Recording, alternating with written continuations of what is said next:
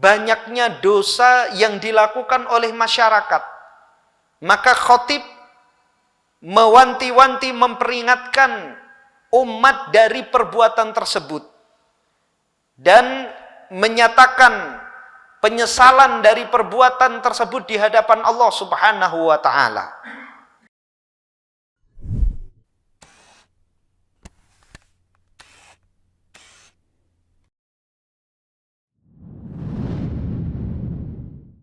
Assalamualaikum warahmatullahi wabarakatuh.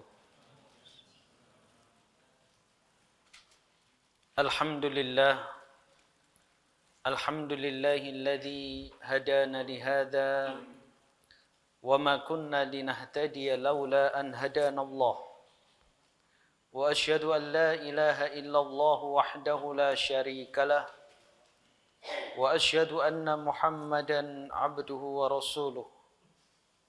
Ya ayyuhalladzina amanu taqullaha wa qulu qawlan sadida yuslih lakum a'malakum wa yaghfir lakum dhunubakum wa man yuti'illaha wa rasulahu faqad faza fawzan 'azima, amma ba'd. Kaum muslimin dan muslimat rahimani wa rahimakumullah, kembali kita melanjutkan kajian kita dalam kitab Sahih Fiqhus Sunnah. Kita akan membahas tentang sholatul istisqa, sholat meminta hujan. Al-istisqa talabus suqya minallahi ta'ala bi'inzalil matari 'indal jadbi. Istisqa adalah meminta hujan dari Allah agar Allah Subhanahu wa taala menurunkan hujan tatkala kemarau. Wa qad ajma'al ulama'u ala annahu sunnatun sannaha Rasulullah sallallahu alaihi wasallam. Dan para ulama telah bersepakat bahwa meminta hujan dari Allah hukumnya adalah sunnah yang diajarkan oleh Rasulullah sallallahu alaihi wasallam. Wa inna makhtalafu fis salati lil istiqa'i kama sayati. Hanya saja mereka berbeda pendapat pada salat untuk istisqa, sebagaimana yang akan dibahas nantinya. Jadi kalau berdoa meminta hujan, sepakat para ulama itu adalah sunnah. Adapun salat untuk istisqa, melakukan salat untuk meminta hujan, ini diperselisihkan oleh para ulama. Hukmus salati lil istisqa, hukum salat untuk meminta hujan. Idza qahata an-nasu wa ajdabatil ardu wahtasbasal matar. Jika terjadi kemarau, bumi menjadi kering, hujan tertahan, fayustashabu indal jumhuri an yakhrujal imamu wa ma'ahun nasu ilal musalla ala sifatin ta'ti. Maka disunnahkan menurut jumhur ulama, mayoritas ulama, agar imam keluar bersama manusia menuju tempat salat dengan tata cara yang akan dibahas nantinya, dan melakukan salat 2 rakaat. Li'annahu thabitu an Rasulillah sallallahu alaihi wasallam. Karena salat istisqa itu ada dalilnya yang tetap dari Rasulullah sallallahu alaihi wasallam. Fa'an Ubbad bin Tamimin an ammihi qol. Dari Abbad bin Tamim, dari pamannya, ia mengatakan, kharajan Nabi sallallahu alaihi wasallam ilal musalla yastasqi. Nabi sallallahu alaihi wasallam keluar ke al-musalla. Kalau disebutkan dalam hadis-hadis Nabi, musalla adalah tanah lapang yang digunakan oleh Nabi sallallahu alaihi wasallam untuk salat Id, salat istisqa, dan juga salat jenazah.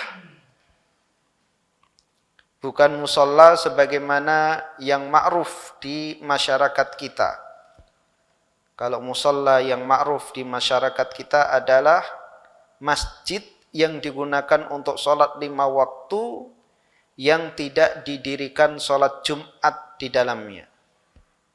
Adapun musalla dalam istilah syariat adalah tanah lapang yang digunakan untuk salat berjamaah.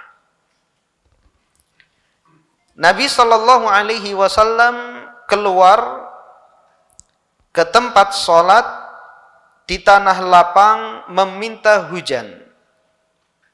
Wastaqbalal qiblata fa shalla rak'atain. Nabi menghadap kiblat lalu salat 2 rakaat. Wa qalaba ridaahu, kemudian membalik selendangnya. Ja'alal yamina 'ala shimal, menjadikan yang kanan di kiri dan yang kiri di kanan. Ini untuk tafaul, agar Allah Subhanahu wa ta'ala merubah keadaan dari kemarau menjadi hujan. Wa khalafa fi hadza Abu Hanifah faqal, dan menyelisihi pendapat ini Al-Imam Abu Hanifah. Faqal, ia mengatakan, la tusannu salatun lil istisqa'i walal khuruja laha. Tidak disunnahkan salat istisqa. Tidak disunnahkan salat untuk istisqa. Dan tidak pula disunnahkan keluar untuk salat istisqa. Wastadalla lima warada anna nabiyya sallallahu alaihi wasallam istasqa biduni salatin kama sayati. Abu Hanifah berdalil bahwasanya Nabi sallallahu alaihi wasallam meminta hujan, berdoa meminta hujan tanpa melakukan salat sebagaimana yang akan disebutkan nanti. Namun tentunya pendapat ini menyelisihi dalil-dalil yang banyak yang menunjukkan Nabi sallallahu alaihi wasallam melakukan salat istisqa. Dan jangan heran sering sekali kita mendapati pendapat Al-Imam Abu Hanifah menyelisihi jumhur mayoritas ulama. Karena tempat tinggal Abu Hanifah itu jauh dari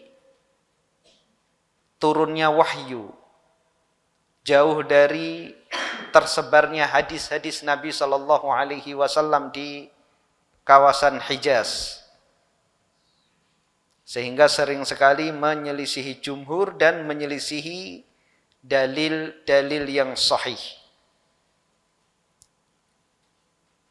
Jadi perselisihan yang terjadi di kalangan para ulama bisa disebabkan karena belum datangnya dalil kepadanya, tidak mengetahui dalil tersebut, padahal ada. Wal haditsu hujjatun alaih wa fi'luhu sallallahu alaihi wasallam lil istisqa'i biduni salatin la yamna'u an yakuna fi'lul amrayni idla tunafi bainahuma. Dan hadis yang menunjukkan salatnya Nabi sallallahu alaihi wasallam untuk meminta hujan ini merupakan bantahan terhadap ucapan Abu Hanifah. Dan dalil tentang Nabi meminta hujan tanpa melakukan salat itu tidak menghalangi adanya Nabi sallallahu alaihi wasallam melakukan salat. Artinya itu tidak bertentangan. Karena terkadang Nabi sallallahu alaihi wasallam hanya berdoa saja meminta hujan, dan ada kalanya bahkan beberapa kali Nabi sallallahu alaihi wasallam salat bersama sahabat berjamaah kemudian berdoa meminta hujan. Jadi dalil-dalil tersebut tidak bertentangan. Adapun yang sampai kepada Abu Hanifah hanyalah dalil Nabi sallallahu alaihi wasallam berdoa meminta hujan tanpa melakukan salat. Minas sunanil istisqa, di antara sunnah-sunnah istisqa yang pertama, khurujun nasi ma'al imami ilal musalla mutabadzilina mutawadhi'ina mutadarri'in. Yang pertama adalah keluarnya manusia bersama imam ke tempat sholat dalam keadaan pakaian yang sederhana, tawadhu, tadarru. Ini yang membedakan keluarnya kita ke sholat id hari raya dan sholat istisqa. Kalau sholat id kita disunnahkan memakai pakaian terbaik dan wewangian terbaik yang kita miliki. Dan kita menampakkan surur, kegembiraan, kebahagiaan. Karena syariat hari raya itu adalah bergembira. Kita diperintahkan untuk bergembira. Tanda syukur kita kepada Allah Subhanahu wa taala kita tampakkan pada salat hari raya. Sehingga kita perbanyak senyum ya ketika salat Id. Kemudian makan, minum, itu diantara ibadah yang agung yang kita lakukan di saat hari raya. Sebagaimana sabda Nabi sallallahu alaihi wasallam, ayyamut tasyrik ayyamu aklin wa syurbin. Hari-hari tasyrik itu adalah hari-hari makan dan minum.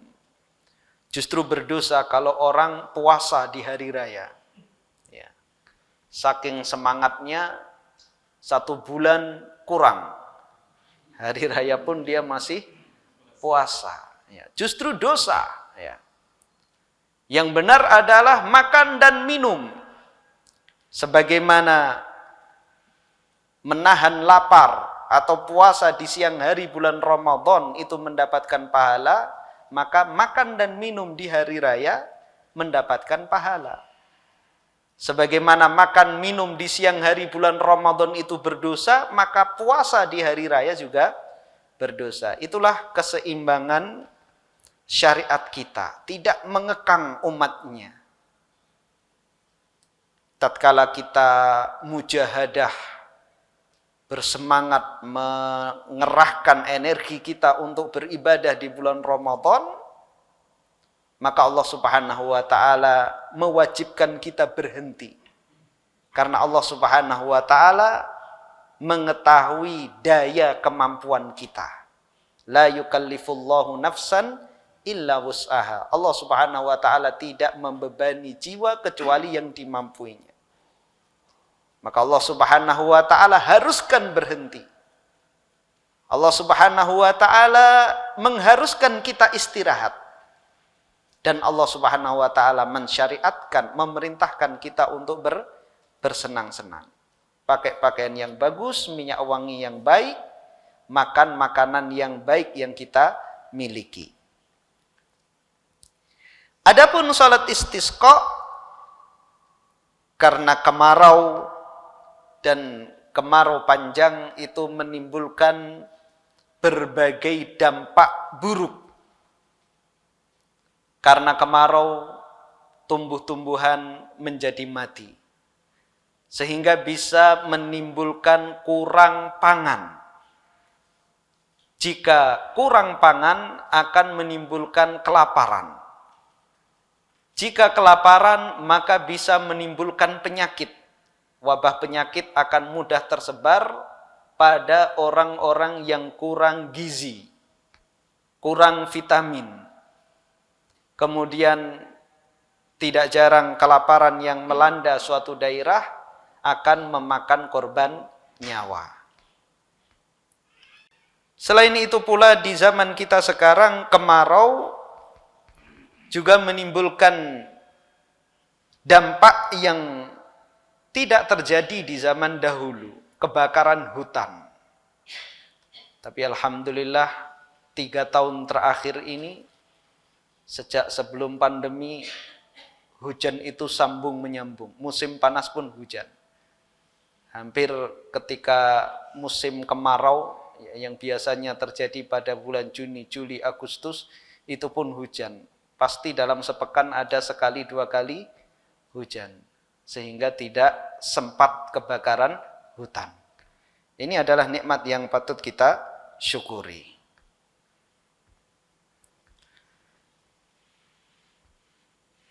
Jadi dampak-dampak yang buruk tersebut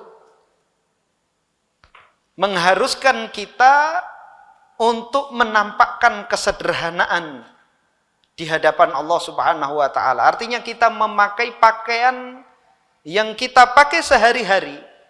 Tidak perlu pakai pakaian baru dan juga tidak perlu memakai minyak wangi ketika kita hendak sholat istisqa. Yang kita tampakkan di hadapan Allah Subhanahu wa taala adalah memelas, mengharap. Kita hendak mengadukan nasib kita ke hadapan Allah Subhanahu wa taala. Kita hendak mengeluh di hadapan Allah Subhanahu wa taala. Maka keadaan kita adalah dengan pakaian yang sederhana. Dengan penuh tawadhu dan tadarru'. Tidak banyak bercanda ketika kita hendak melakukan salat istisqa. Fa'an ibni Abbasin qol, dari Ibnu Abbas ia mengatakan, kharaja Rasulullah sallallahu alaihi wasallam mutabaddilan mutawadian mutadarrian hatta atal musalla faraqal mimbar. Rasulullah sallallahu alaihi wasallam keluar dengan pakaian yang sederhana, tawadhu dan tadarru. Tadarru artinya khusyuk. Hingga sampai ke tempat sholat, lalu naik ke mimbar. Falam yakhtub khutbatakum hadihi. Lalu Nabi berkhutbah tidak seperti khutbah kalian ini. Maksudnya tidak seperti khutbah Jumat dan bukan seperti khutbah Id. Walakin lam yazal fid du'ai wat tadarru'i wat takbir. Akan tetapi yang diperbanyak dalam khutbah istisqa adalah berdoa tadarru' dan takbir. Mengingatkan manusia akan dosa-dosa yang mereka lakukan, meminta ampunan kepada Allah Subhanahu wa taala, memperbanyak istighfar. Tsumma shalla raka'ataini kama yusalli fil 'id. Kemudian salat 2 rakaat sebagaimana salat hari raya. Dalam hadis ini disebutkan khutbah terlebih dahulu baru salat. Nanti akan ada hadis yang lain, Nabi salat terlebih dahulu baru khutbah. Dan dua-duanya sahih. Terkadang Nabi SAW khutbah terlebih dahulu baru sholat, terkadang sholat dulu baru setelahnya khutbah. Yang kedua, an yakhtubahumul imamu qabla sholati aw ba'daha ala mimbarin biwad'in lahu. Sunnah yang kedua adalah imam berkhutbah sebelum atau setelah sholat di atas mimbar yang diletakkan di tempat sholat tersebut. Jadi sunnahnya adalah berkhutbah baik sebelum maupun setelah di atas mimbar. Wa qad ittafaqal qailuna bi sunniyati sholati lil istisqa'i ala anna laha khutbah illa riwayatun fi madhabi Ahmad. Dan yang berpendapat dengan sunnahnya sholat, mereka sepakat bahwasanya sholat tersebut disertai dengan khutbah. Tadi kita sudah sampaikan khilaf perselisihan ulama tentang hukum sholat. Abu Hanifah berpendapat tidak disunnahkan sholat. Jumhur, dan ini yang benar, yang rajih, pendapat yang kuat, disertai dengan sholat. Yang berpendapat bahwa sholat istisqa, yang berpendapat bahwa sholat itu sunnah, mereka sepakat bahwa sholatnya disertai dengan khutbah. Itu mereka sepakat. Illa riwayatun fi madhabi Ahmad, kecuali satu riwayat dari Imam Ahmad. Jadi jangan heran, ada riwayat dari satu imam, entah itu Imam Malik, Imam Syafi'i atau Imam Ahmad, itu menyelisihi riwayat yang lain. Karena kenapa? Kalau Nabi SAW saja banyak hadis dari Nabi SAW yang seolah-olah kalau sampai kepada kita, mungkin kita akan mengatakan itu kontradiksi. Namun ketika kita menanyakan kepada para ulama, setelah dijelaskan kepada para ulama, ternyata itu bukan kontradiksi. Bisa digabungkan antara dalil-dalil yang ada, sebagaimana sering kita lalui. Khilaf di antara para ulama karena memahami beberapa hadis yang mereka anggap itu adalah kontradiksi. Begitu juga para ulama madhab, mereka memiliki banyak murid. Sehingga ada murid yang meriwayatkan satu pendapat itu berbeda dengan riwayat dari murid yang lain. Ini banyak faktornya. Bisa jadi murid yang satunya salah paham. Dan ini bisa jadi. Karena hadir di majelisnya ngantuk. Meriwayatkannya salah paham. Atau kemampuan dalam memahami. Murid-murid itu berbeda-beda. Itu sebab yang pertama. Faktor yang lain, bisa jadi imam tersebut merubah fatwanya. Karena apa? Karena tambahnya ilmu yang datang kepada dirinya. Maka pada Imam Syafi'i kita mengenal qaul qadim dan qaul jadid. Pendapat yang lama dan pendapat yang baru. Dan istilah-istilah seperti itu akan banyak kita temukan dalam pelajaran-pelajaran fikih.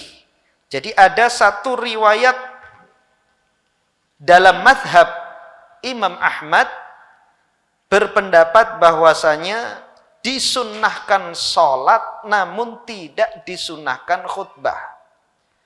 Jadi hanya sholat dan doa. Hanya sholat dan doa. Berarti di sini ada 3 khilaf. Khilaf yang pertama, dan itu pendapat yang lemah, Abu Hanifah berpendapat tidak disunnahkan sholat istisqa, hanya berdoa. Kemudian pendapat yang kedua, disunnahkan sholat, dan itu pendapat yang kuat. Dan yang berpendapat disunnahkan sholat, itu ada dua perbedaan. Jumhur mengatakan disunnahkan sholat disertai khutbah. Kemudian ada satu riwayat dari Imam Ahmad, dan ini tentunya menyelisihi jumhur juga, disunnahkan sholat tanpa disertai dengan khutbah. Maka pendapat yang kuat, pendapat yang rajih adalah disunnahkan sholat dan disertai dengan khutbah. Dan tentunya dalam khutbah tersebut terdapat doa. Wa qad dhahaba Malikun wa Syafi'i wa Ahmadu fil masyhuri anhu wa aktsaru ahlul ilmi ila anna al-khutbata ba'da as-shalah wahtajju bima yali. Dan Imam Malik, Imam Syafi'i, dan Imam Ahmad berpendapat pada pendapat yang masyhur dari Imam Ahmad. Artinya pendapat tadi yang kita sebutkan, pendapat yang ketiga, bahwasanya disunnahkan sholat tanpa khutbah, itu adalah pendapat yang tidak masyhur, maka tidak perlu ditoleh. Artinya apa? Pendapat yang masyhur dari Imam Ahmad, dan juga ini pendapat Imam Malik dan Asy-Syafi'i dan mayoritas ulama, bahwasanya khutbah itu setelah sholat. Mereka berhujjah dengan hadis-hadis berikut. Yang pertama, haditsu Abdullah bin Zaid qala kharaja Rasulullah sallallahu alaihi wasallam ila al-musalla fastasqa wa hawwala ridaahu hina istaqbala al-qiblata wa bada'a bis-salati qabla al-khutbati thumma istaqbala al-qiblata wa da'a. Hadis Abdullah bin Zaid, ia mengatakan Rasulullah sallallahu alaihi wasallam keluar ke tempat salat lalu meminta hujan. Beliau merubah letak selendangnya tatkala menghadap kiblat. Beliau memulai salat sebelum khutbah, kemudian menghadap ke kiblat dan berdoa. Jadi di dalam hadis ini jelas bahwa Nabi sallallahu alaihi wasallam memulai salat terlebih dahulu, baru khutbah, dan tatkala berdoa, ketika khutbah, Nabi sallallahu alaihi wasallam menghadap ke arah kiblat. Yang kedua, haditsu Abi Hurairah qala kharaja Rasulullah sallallahu alaihi wasallam yawman yastasqi fa shalla bina rak'ataini bila adzanin wala iqamah. Hadis riwayat Abu Hurairah, ia mengatakan Rasulullah sallallahu alaihi wasallam suatu hari keluar meminta hujan, lalu beliau salat dengan kami 2 rakaat tanpa adzan dan tanpa iqamah. Thumma khatabana wa da'allaha azza wa jal. Kemudian berkhutbah dan berdoa kepada Allah azza wa jal. Wa hawwala ridaahu faja'ala al-aymana 'ala al-aysar wal aysara 'ala al-ayman. Kemudian Nabi sallallahu alaihi wasallam merubah letak selendangnya, yang kanan diletakkan di kiri dan yang di kiri diletakkan yang kanan. Wa dhahaba Malikun wa Ahmadu fi riwayatin tsaniyah anhuma ila anna al-khutbata qabla as-salati wa hujjatuhum. Dan Imam Malik juga Imam Ahmad pada riwayat yang kedua. Artinya riwayat yang lain selain riwayat yang tadi kita sebutkan, bahwasanya khutbah setelah sholat. Pada riwayat yang kedua ini, Imam Malik dan Imam Ahmad berpendapat bahwa khutbah sebelum sholat. Wa hujjatuhum, dan hujjahnya haditsu Abdullah bin Zaid hadis Abdullah ibnu Zaid, ia mengatakan, kharajan Nabiyyu sallallahu alaihi wasallam yastasqi fatawajjaha ilal kiblati yad'u. Nabi sallallahu alaihi wasallam keluar meminta hujan. Lalu beliau menghadap ke kiblat berdoa. Wa hawwala ridaahu, merubah letak selendangnya. Thumma shalla rak'ataini jahara fihima bil qiraah, kemudian salat 2 rakaat menjaharkan, mengeraskan bacaan pada kedua rakaat tersebut. Jadi hadis ini seolah-olah kontradiksi dengan pendapat yang pertama tadi. Dan yang berpendapat sama-sama riwayat dari Imam Malik dan Imam Ahmad. Pada pendapat yang pertama tadi, yang berpendapat bahwasannya salat sebelum khutbah juga Imam Malik dan Imam Ahmad ditambah Imam Syafi'i. Pada pendapat yang kedua ini, khutbah terlebih dahulu baru salat juga riwayat dari Imam Ahmad dan Imam Malik. Wadh-dhahir annal amra fi hadza wasi', fayajuzu an yakhtuba qabla shalah aw ba'daha. Dan yang tampak dalam hadis-hadis ini bahwasanya perkara dalam permasalahan ini leluasa. Boleh khutbah sebelum sholat atau setelahnya. Jadi tidak bertentangan. Karena bisa jadi terjadi kemarau berkali-kali di masa Nabi Shallallahu Alaihi Wasallam. Terkadang Nabi Shallallahu Alaihi Wasallam khutbah terlebih dahulu baru sholat, dan terkadang Nabi Shallallahu Alaihi Wasallam sholat terlebih dahulu baru khutbah. Wa hadha takhyiru riwayatun thalithatun fi madhabi Ahmad wa ikhtarahu Syaukani wa ghairuhu. Dan pilihan ini adalah pendapat yang ketiga dalam madhab Imam Ahmad dan dipilih oleh Asy-Syaukani dan yang lainnya. Jadi pendapat salat sebelum khutbah dari riwayat Malik dan Ahmad itu tidak ada pilihan ya pada satu riwayat. Begitu juga sebaliknya. Kemudian ada pendapat yang ketiga, yaitu takhyir, boleh memilih, dan ini insya Allah yang rajih, ya, pendapat yang kuat, dan ini adalah pendapat yang ketiga yang diriwayatkan dari Imam Ahmad dan dipilih oleh Al-Imam Asy-Syaukani. Karena hadis-hadisnya semuanya sahih, maka pendapat ini adalah pendapat yang kuat, bahwa kita bebas melakukan sholat istisqa, baik khutbah terlebih dahulu baru sholat, atau sholat terlebih dahulu baru khutbah. Wa yustahabbu an takuna khutbatuhu munasibatan lil hadits, mustamilatun idharul iftiqari wan nadami wat taubati ilallahi ta'ala.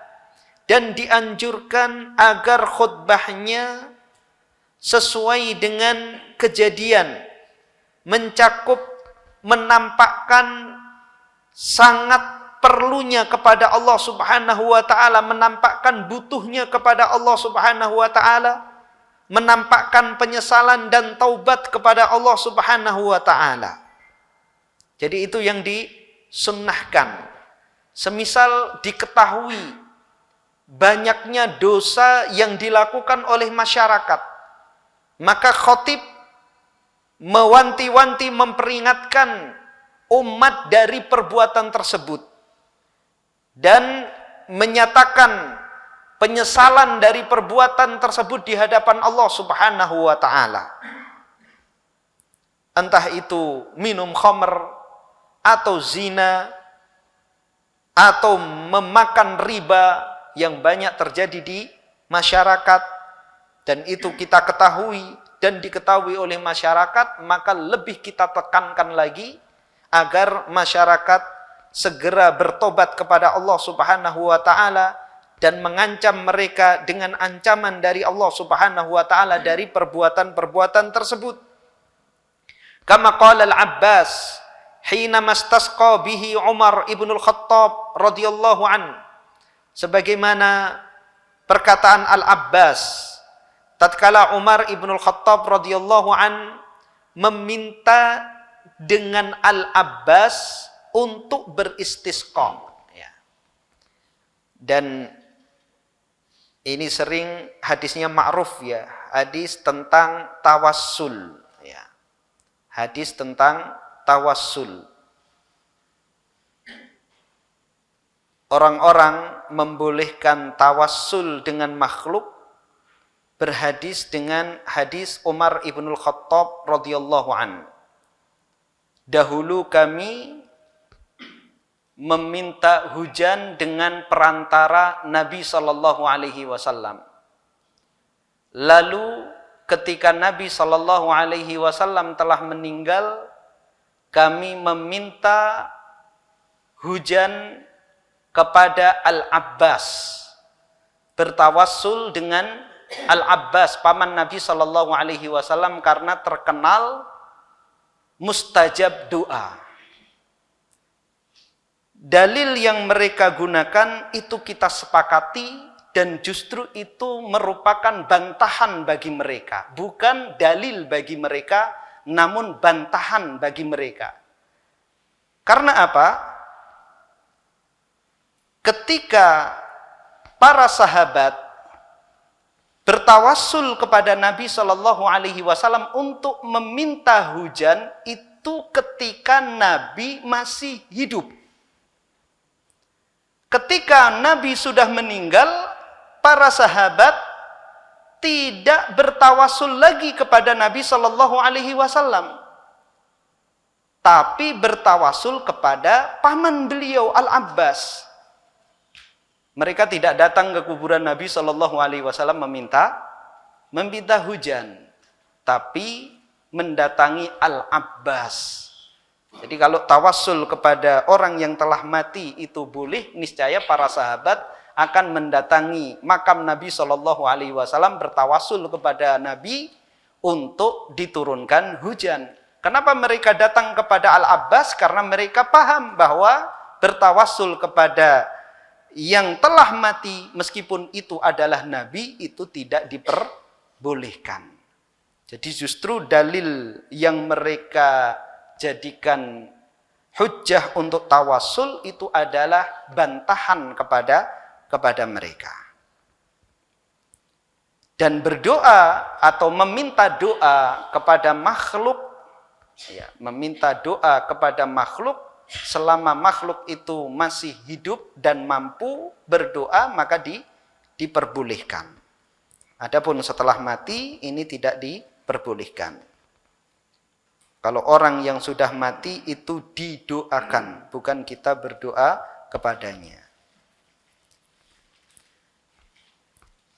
Al-Abbas berdoa, di antara doanya ia mengucapkan wa hadhihi aydina ilaika bidzunubi nuwasina ilaika bittaubah fasqinal ghaith. Inilah tangan-tangan kami berlumuran dengan dosa-dosa. Kami menyatakan taubat kepada Engkau ya Allah, maka turunkanlah hujan kepada kami. Wa nahwi dzalika mimma sayati ba'duhu, dan yang semisal itu yang nanti akan dibahas juga tentang bagaimana bentuk doa istisqa meminta hujan. Sunnah yang ketiga, an yad'ual imamu wa yukthiral mas'alata qa'iman mustaqbilal qiblati rafi'an mubalighan fi raf'ihima ja'ilan dhuhura kaffaihi ila sama wa yarfa'un nasu aydiyahum wa yuhawwilul imamu rida'ahu.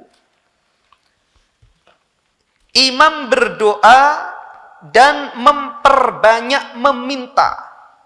Dan ini yang membedakan dengan khutbah yang lain. Yang diperbanyak adalah berdoa. Menghadap ke arah kiblat, mengangkat kedua tangannya tinggi-tinggi, menjadikan punggung telapak tangan berada di atas. Kemudian telapak tangan diarahkan ke bawah. Dan manusia juga mengangkat tangan-tangan mereka. Imam merubah letak selendangnya. Kalau kita memakai sorban yang dikalungkan, maka kita rubah letaknya. Yang kanan dijadikan ke kiri, yang kiri dijadikan di kanan. Dalil-dalil mengenai hal-hal tersebut, yaitu mengangkat tangan tinggi-tinggi dengan menjadikan punggung tangan mengarah ke langit dan telapak tangan ke bawah, dan juga makmum mengangkat tangan mereka, serta imam merubah posisi selendangnya. An Abdullah bin Zaid anna Nabiy sallallahu alaihi wasallam kharaja bin nas yastasqi bihim faqama fada'a Allah qa'iman thumma tawajjaha qibalal qiblati wa hawwala ridaahu fa usqu. Bahwasanya Nabi sallallahu alaihi wasallam keluar bersama manusia meminta hujan bersama mereka, lalu Nabi sallallahu alaihi wasallam berdiri berdoa kepada Allah Subhanahu wa taala, kemudian menghadap ke arah kiblat, merubah letak selendangnya, lalu mereka diberi hujan. Jadi saat itu juga langsung turun hujan. Wa an Anasin qala kana Nabi sallallahu alaihi wasallam la yarfa'u yadayhi fi syai'in min du'aihi illa fil istisqa wa annahu yarfa'u hatta yura bayadu ibtaih. Dari Anas ia mengatakan dahulu Nabi sallallahu alaihi wasallam tidak mengangkat kedua tangannya sedikit pun dari doa-doanya kecuali ketika meminta hujan, dan bahwasanya beliau mengangkat kedua tangannya sampai tampak putih kedua ketiak beliau. Karena pakaian, di antara pakaian zaman dahulu itu seperti pakaian ihram, ya. Sarung di bawah, kemudian kain dililitkan di badan. Maka ketika mengangkat tangan tinggi-tinggi, maka terlihat kedua putih ketiak beliau sallallahu alaihi wasallam. Wa an Anasin anna Rasulullah sallallahu alaihi wasallam astasqa fa asyara bi dhahri kaffaihi ila sama. Dari Anas bahwasanya Rasulullah sallallahu alaihi wasallam meminta hujan, berdoa meminta hujan. Maka Nabi sallallahu alaihi wasallam menjadikan punggung telapak tangannya mengarah ke atas. Wa fi lafzi Abi Dawud, dan dalam lafaz Abu Dawud, kana yastasqi hakadha wa madda yadayhi wa ja'ala butunahuma mimma yalil ard hatta ra'aituhu bayata ibtai. Di dalam riwayat Abu Dawud, Anas mengatakan dahulu Nabi sallallahu alaihi wasallam berdoa istisqa seperti ini. Dia mengangkat tangannya, menjadikan punggung telapak tangan ke atas dan bagian bawahnya mengarah ke bumi, hingga aku melihat putihnya kedua ketiak beliau. Qala An-Nawawi, berkata Al-Imam An-Nawawi, qala al-ulama, berkata para ulama. Jadi Imam Nawawi menukil banyak perkataan para ulama. As-sunnatu fi kulli du'ain li raf'il bala'i an yarfa'a yadayhi ja'ilan dhuhura kaffaihi ila sama. Sunnah di dalam berdoa untuk tolak bala adalah menjadikan punggung telapak tangan mengarah ke langit. Wa idza da'a bisu'ali syai'in wa tahsiluhu Wa idza da'a bi su'ali syai'in wa tahsilihi an yaj'ala kaffaihi ila sama. Kalau berdoa meminta sesuatu untuk didapatkan, maka menjadikan telapak tangan menghadap ke langit. Ya. Jadi kalau meminta agar kita dapatkan, maka kita memintanya telapak tangan kita arahkan ke langit, minta rizki, minta jodoh, ya. Minta jodoh lagi, maka kita arahkan ke langit. Kalau tolak bala, maka kita balik telapak tangan kita. Allahumma dfa'annal bala'a wal waba'a wal mihan ma dhahara minha wa ma batan. Kita menolak penyakit, maka kita balik kedua telapak tangan kita. Kita memohon perlindungan dari gempa bumi, diserang musuh, maka kita balik kedua telapak tangan kita. Termasuk juga istisqa, itu kita menghindar, meminta dilindungi dari Allah Subhanahu wa taala dari kemarau yang panjang. Maka dibalik. Ya. Ketika meminta hujan, maka diarahkan ke langit. Jadi kalau meminta untuk kita dapatkan, telapak tangan ke langit. Kalau tolak bala, ya, musibah, maka kita balik kedua telapak tangan kita. Wa qala ghairuhu al-hikmatu fil isyarati bi dhuhuril kaffaini fil istisqa'i duna ghairihi littafa'uli bitaqallubil hali dhahran libatnin. Dan selain Al-Imam Nawawi mengatakan hikmah isyarat dengan menjadikan punggung telapak tangan mengarah ke langit itu adalah tafaul, optimis bahwa Allah Subhanahu wa taala akan membalik keadaan. Kama qila fi tahwilir rida, sebagaimana dikatakan pada Nabi SAW merubah letak selendang. Au huwa isyaratun ila sifatil mas'uli wa huwa nuzulus sahabi ilal ard. Atau itu merupakan isyarat, ya, sifat dari yang diminta, sesuatu yang diminta agar turun ke bumi, yaitu turunnya awan, air hujan turun ke bumi. Yang jelas ini hikmah yang diiltimas, berusaha dipahami oleh para ulama, kenapa Nabi Shallallahu Alaihi Wasallam melakukan yang demikian itu. Yang jelas kita mencontoh Nabi Shallallahu Alaihi Wasallam, apa yang beliau lakukan maka kita lakukan.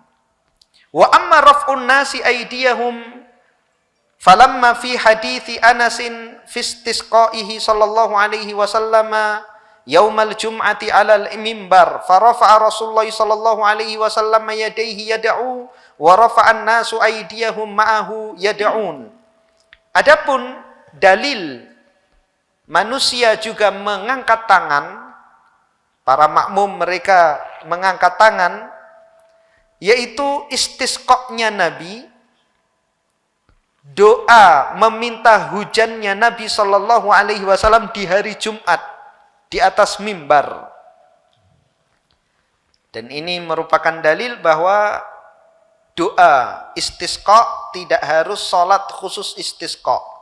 Ya boleh ketika khatib khutbah Jumat, dan sekaligus saat itu ketika berdoa, dia berdoa istisqa, minta hujan. Lalu Nabi Shallallahu Alaihi Wasallam mengangkat kedua tangannya berdoa, dan manusia berdoa sambil mengangkat tangan mereka. Jadi ketika khatib mengangkat tangan, ya ketika istisqa, dan ini khusus istisqa, makmum juga mengangkat tangan mereka. Wallahu ta'ala a'lam. Barangkali ada 1-2 pertanyaan, kami persilahkan.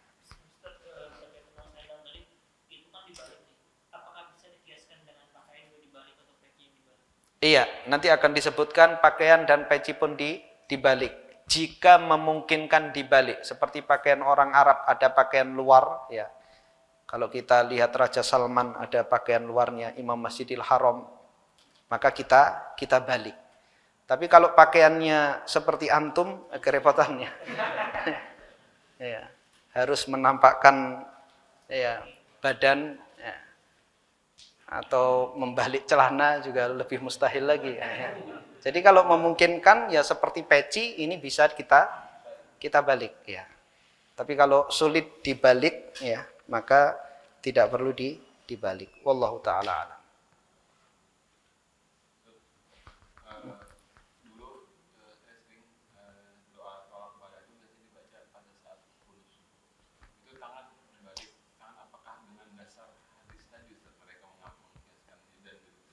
Iya, mereka berdasarkan perkataan Imam Nawawi secara umum. Ya, pendalilan mereka secara umum adalah yang disampaikan oleh Imam Nawawi tadi. Kalau tolak bala itu punggung telapak tangan ke atas dan telapak tangan mengarah ke bumi.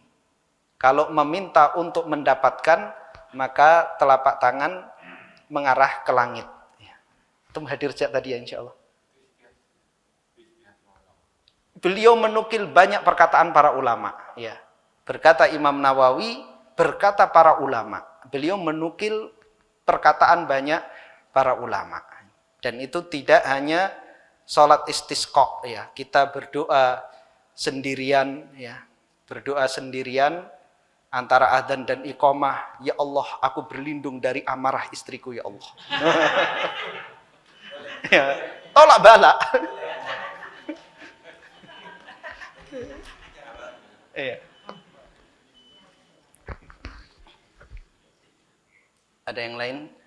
Tidak ada. Kita cukupkan. Kita tutup dengan doa kafaratul majelis. Subhanakallahumma hamdika asyhadu an la ilaha illa anta astaghfiruka wa atubu ilaik. Assalamualaikum warahmatullahi wabarakatuh.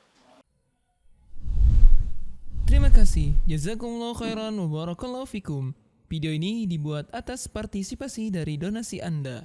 Semoga menjadi amal jariah bagi Anda semuanya.